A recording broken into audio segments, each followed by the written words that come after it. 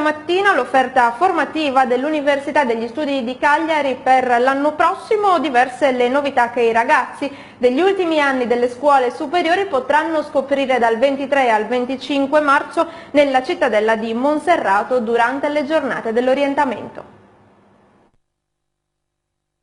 Saranno 10.000 gli studenti provenienti da 96 istituti superiori della Sardegna che dal 23 al 25 marzo potranno scoprire più da vicino l'offerta formativa dell'Università di Cagliari. I ragazzi potranno entrare nei laboratori, seguire i seminari e chiedere informazioni sul mondo universitario. Sono 79 i corsi di studio, 2 in più rispetto all'anno in corso, 39 i corsi di laurea triennali, 35 magistrali, 5 a ciclo unico, salgono a 180 i posti disponibili ad ingegneria. Le novità sono molte, hanno a che fare intanto con uno sforzo fatto dal corpo docente, dal personale dell'Ateneo per rendere più attuali e moderni i corsi di studio e avvicinarli molto alle esigenze del territorio.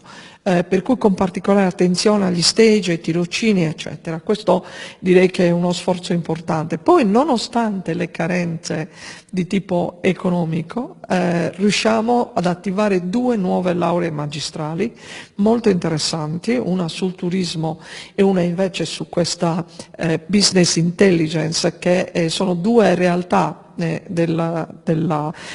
corsi di laurea in economia molto moderni, molto attuali, molto legati uno al territorio e uno al fatto che siamo tra le pochissime atenei italiani in grado di portare avanti una magistrale molto innovativa, perché abbiamo dei gruppi di ricerca molto validi su questi argomenti.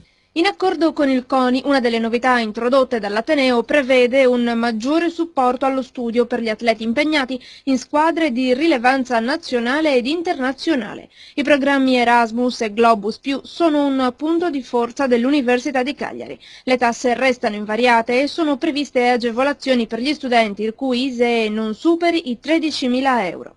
Nonostante i tagli dal Ministero, si cerca di rendere sempre più appetibile l'offerta per i più giovani. Stiamo interagendo col Ministero e con la CRUI perché si facciano dei nuovi indicatori che, nel tener conto di una valutazione di quello che gli atenei fanno, tengano in conto in maggior misura rispetto a quello che è stato fatto finora delle condizioni peculiari come l'isolamento nel nostro caso e la scarsa densità di popolazione.